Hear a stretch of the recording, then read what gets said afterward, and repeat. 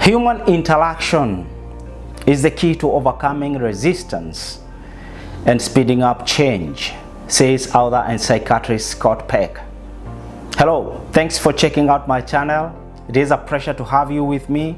This video will show you how to get what you want in social situations by using emotional intelligence. People are everywhere. We meet them at social gatherings, on the job, on public transport, and in the most unlikely of places. Oftentimes, our innermost emotions will surface during our conversations. Beyond simply speaking, sharing, and making eye contact, there are myriad of other ways in which we engage with one another, and that could have a major influence on our lives as a result of our conversations. The most valuable lesson I took away in my 20s with a computer training business was the significance of building relationships with my students, attracting students who would subsequently spend money with me, would provide a reliable source of income. I learned that. Taking charge of my emotions and developing true relationship with people have always been one of my life's guiding principles, even as a young man. No matter where I go in life, the people I spend the most time with, my family, my boss, and my co-worker, will always have a profound impact on my identity. Maintaining stable relationship, succeeding professionally, and earning the admiration and respect of those closest to you are all outcomes of being able to think logically and control one's emotions. When you learn to manage your feelings, you will be able to make better decisions, build stronger relationships, and feel more confident in social situations and at work. All of these factors contribute to a more rewarding and happy life.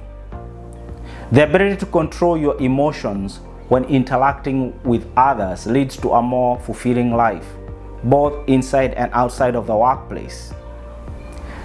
To help you gain control of your emotions and move closer to your goals, I have created a list of 7 tips that will help you take charge of your life.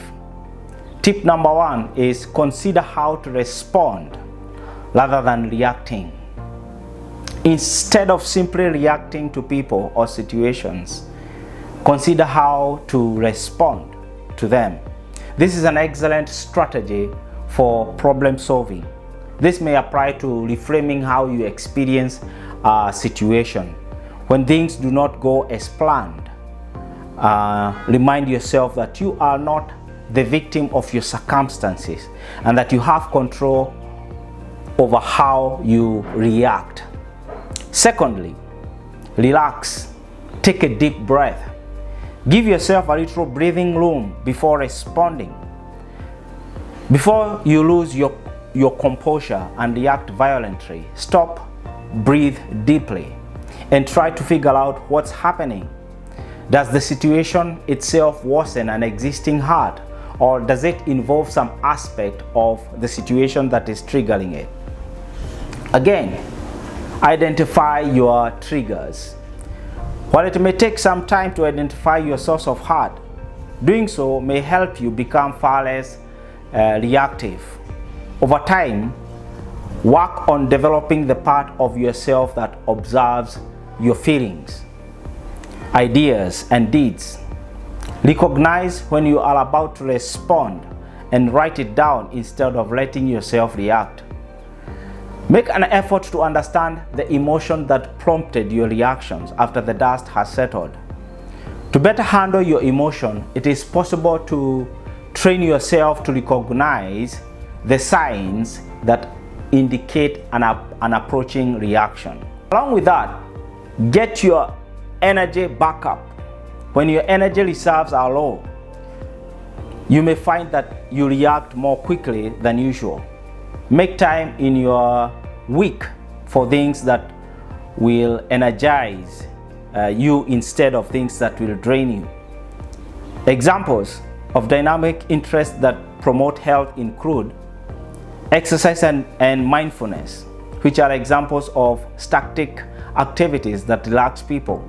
Examples of creative hobbies that are physically demanding include writing, drawing, coloring, cooking, and gardening. Conversely, all it could mean is taking a step back to assess how you are feeling to find a more stable and harmonious place within yourself. Tip number 5, embrace the power to control your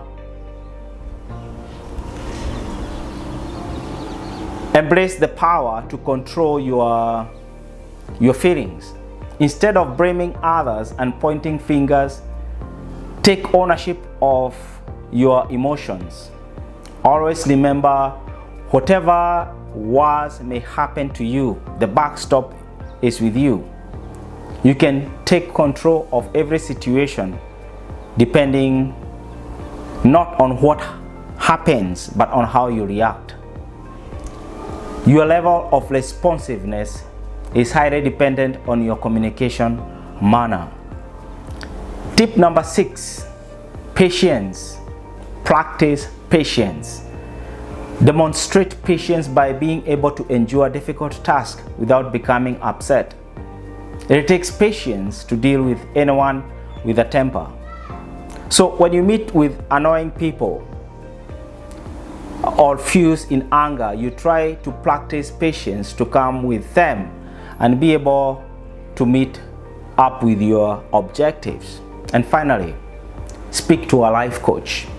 It could be important to talk to a professional about your feelings if they are getting in the way of your life. A coach can help you identify the habits that are limiting your progress. Together, you can work through your issues and eventually learn to manage your anger instead of letting it manage you.